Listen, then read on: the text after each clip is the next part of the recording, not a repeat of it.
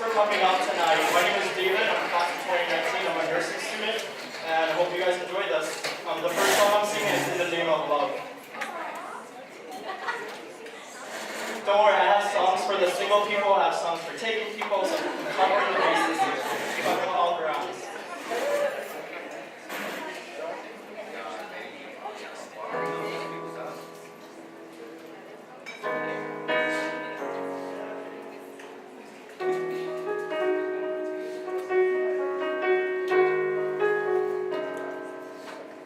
If I told you this was only gonna hurt, if I warned you that the fire's gonna burn, would you walk in?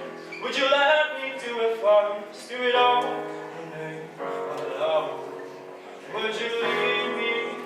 Would you even when you're blind? In the darkness, in the middle of the night, in the silence, when there's no one by your side, would you call in the name of love? In the name of love.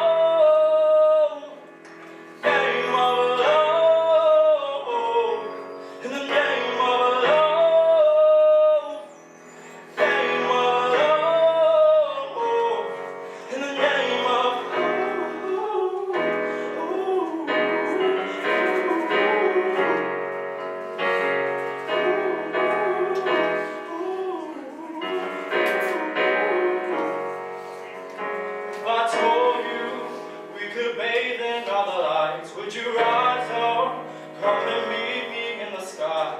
Would you trust me when you're jumping from the heights? Would you fall in the name of the love?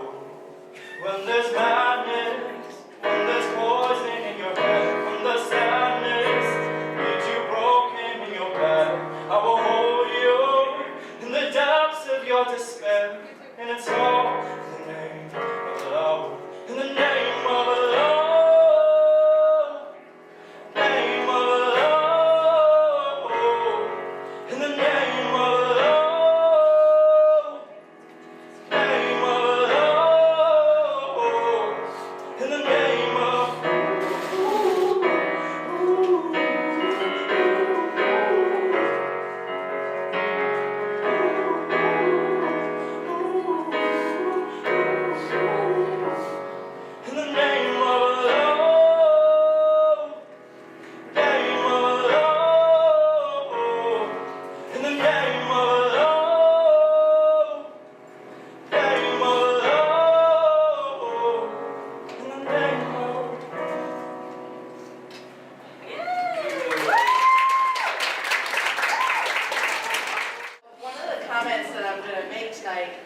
Talks about speaking, public speaking and talking in front of people, and I realized that this evening speaking about myself in front of a large group is a little bit more nervous-making. It's making me feel a little bit uncomfortable. If you guys want to move in a little bit, or maybe I have to move up, I don't want to put my back to you all.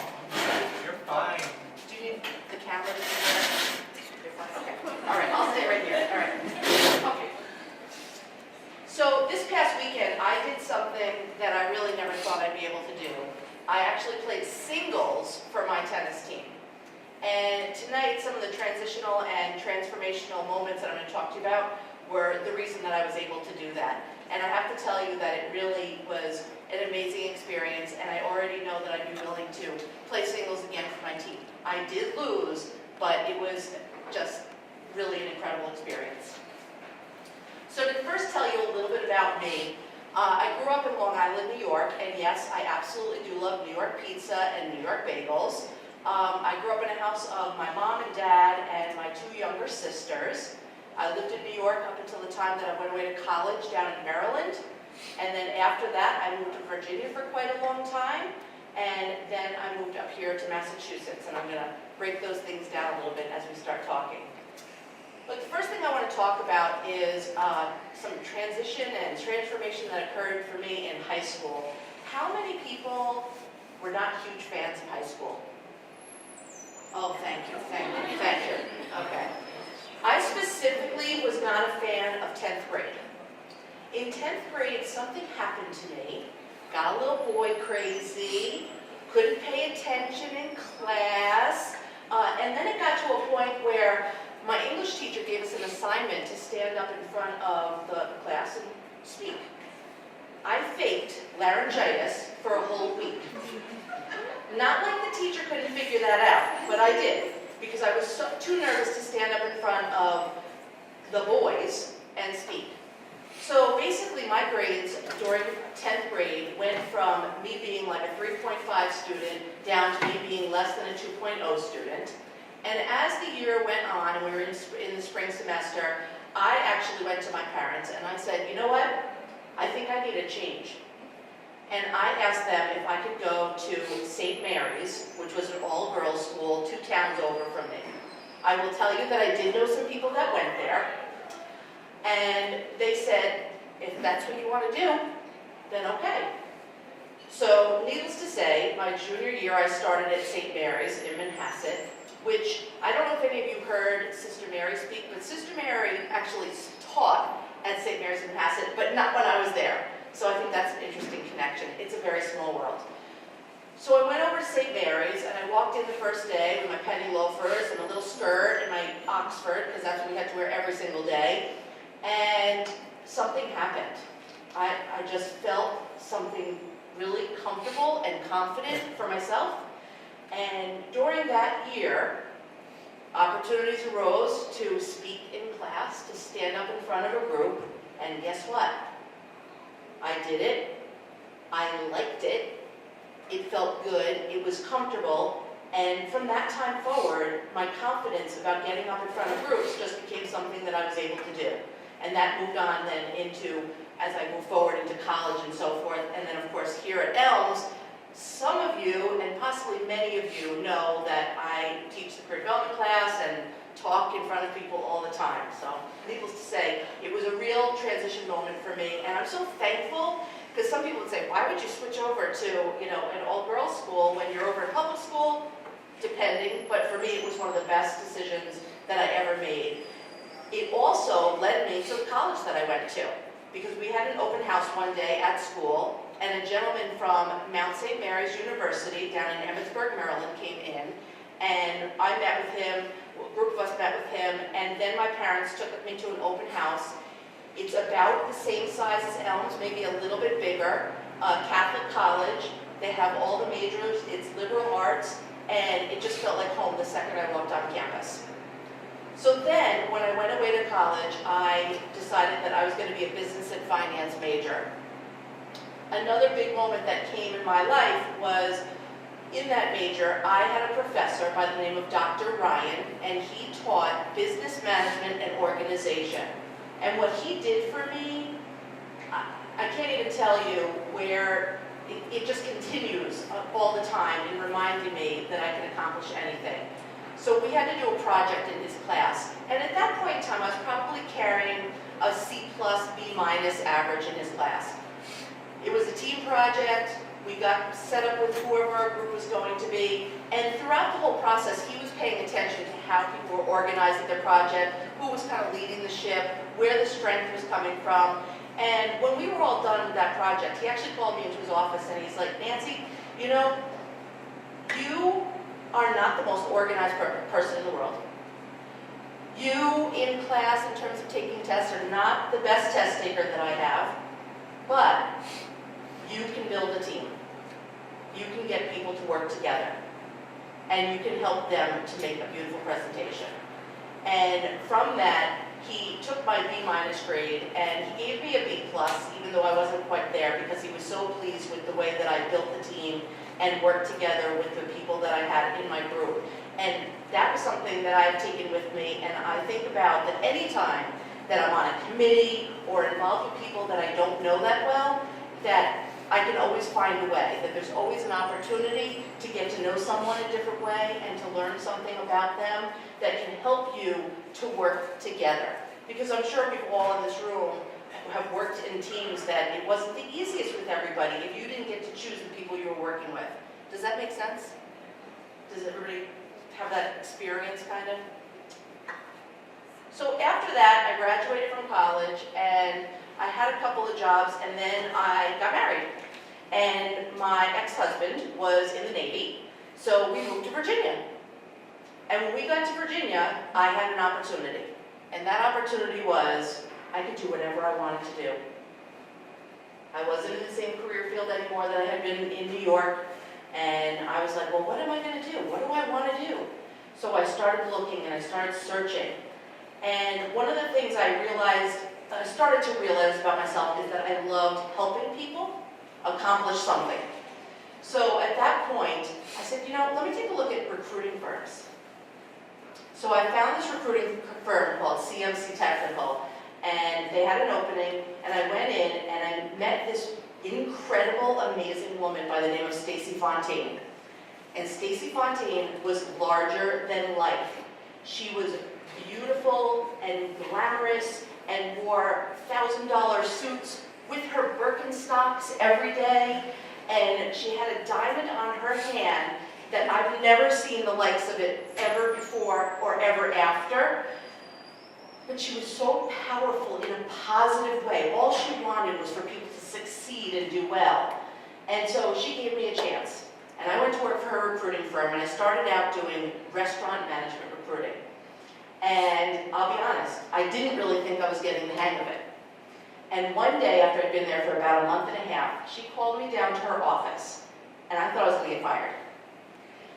There was another division in this recruiting firm, and it was for exiting military and technical companies, so like Samsung, IBM, Intel, and it was all the people coming out of the military that had the electrical, mechanical background. And she had a room full of ex-Navy officers, all men, that were the recruiters for this side of the house. And she sat me down in her office, she goes, how would you like to be a technical recruiter? I looked at her, I was like, okay, because I thought she was going to fire me, so I was going to say yes to whatever she said, right?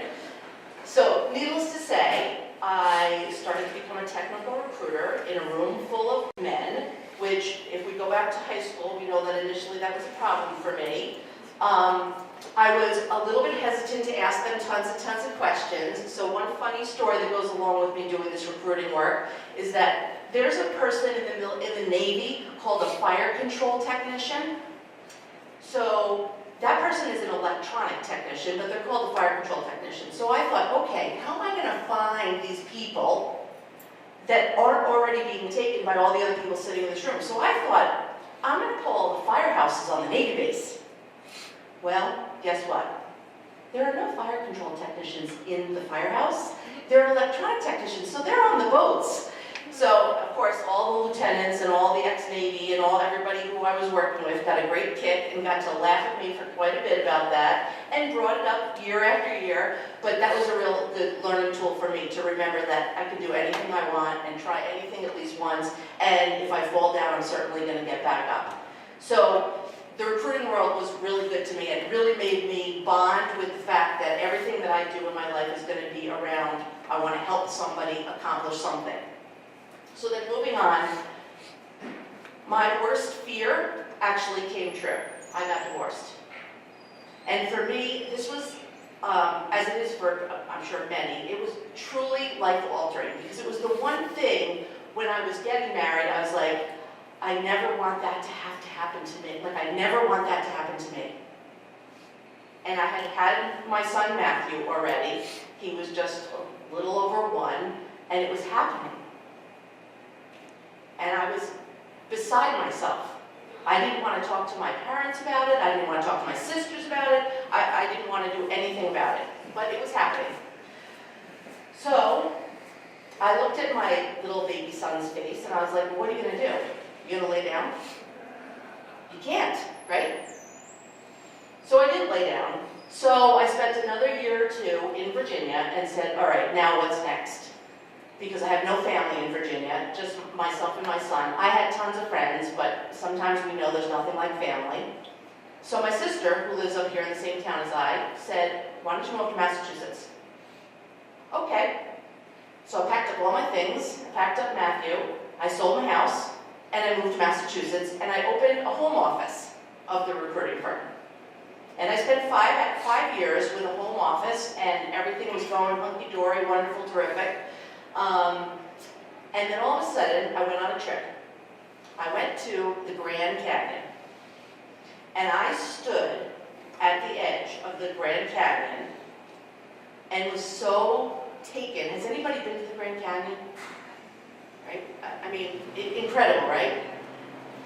It was another transformational time in my life, because I thought, if God can make this beautiful, beautiful canyon here that I'm looking at, I can do anything I want. And I don't have to be unhappy or not thrilled with everything that I'm doing. I need to be really just in the best place I possibly can be. So I came home from that trip and I said, all right, time for a change. And I quit recruiting and I said, what am I going to do now? So my family, my whole family, my sisters, my parents, my grandparents, were all in education. Mostly elementary education. My grandfather was a music director at a high school. My father's a 6th grade teacher. My mother was a 5th grade teacher. My sister Liz works over at Springfield College, and so on and so on and so on. I was like, I want to get into education. How am I going to do it? So I started looking, and Elms College was second, because first I went to a private career school, and I ran the Career Center for 2 years. And I'm so thankful for that experience, because without it, I wouldn't have gotten this opportunity here at Elms College. And when I walked onto Elms College campus and started to get to know the people here and who I was going to be working with, I really had that moment of, I'm home. This place gives me an opportunity to be the best me and to share the best strengths that I have. And I truly believe that, work towards your strengths. When somebody says you're not good at something, don't worry so much about getting better at that. Work on what you are good at. Because that's where you find your passion and your loves and your things that you're going to do for the rest of your life. So I would just say in that regard that I found home when I came here. And I feel like the community, the way that Elms opened up to me, and the way that I interact with the students has just been, some of the best times of my life. So following that, I did write down a couple more things. Hold on one second here. So to wrap it all up with tennis in mind, so when I look at my life, now I can see a great correlation with tennis, which of course, as we already know, is my favorite sport. In tennis, I find friendship of my team, and I find friendship all around me. Fitness for my body, mental strength to take on anything tough that comes my way. I find that anyone can play tennis, and I am open to meeting new people, and to be part of a community like Elms College.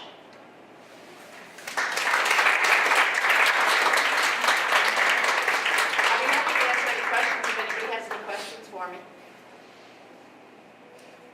We've been thinking about starting a tennis club. Would you be interested? I swear, like this. So here's the interesting thing. 2 years ago, we did start a tennis club. Really? Yes, and actually maybe it was 3 years ago already, because there was a couple people here that had played tennis in high school. We used the court over at Zott Park. Yeah, it's like a mile down the road. Once the weather gets nice out, which is a little tricky with us here, of course, because we never know what's going to happen with the weather. But if you want to come talk about it, I'd be very happy to talk to you No, about it. it's not bad. Okay. Other questions, comments?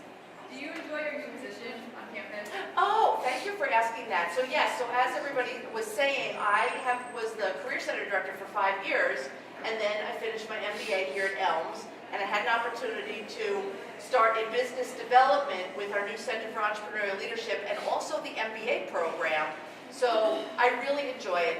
My two leaders, I don't know if you all know, but Kim Kenny Rockwell is the head of the MBA program, and Amanda Garcia is the head of the Center for Entrepreneurial Leadership. I couldn't ask for two better people to work with on a daily, regular basis. It's exciting for me because it's a little bit different. Instead of asking companies for opportunities for our students, I'm going out to them and saying, how can I partner with you? What employees do you have that might want to come and get their graduate degree? And then also, have anybody heard of Valley Venture Mentors? So, there's this group in downtown Springfield called Valley Venture Mentors, and basically what they do is they help new businesses get started. And we've gotten very involved with them because of the Center for Entrepreneurial Leadership. And it is so exciting to watch all these people's ideas and how they're thinking of these ideas. And there's some, trust me, I look at them, I go, that's never going to be a business. But that's not my place to decide. Like, I see their enthusiasm, I say, go for it. Let's go sort out and see if you can make that business. So, it's been a lot of fun. So yes, I like my new position. Thank you for asking. Anybody else? So thank you again very much for having me. Thank you to Mary and Victoria. I appreciate it very much.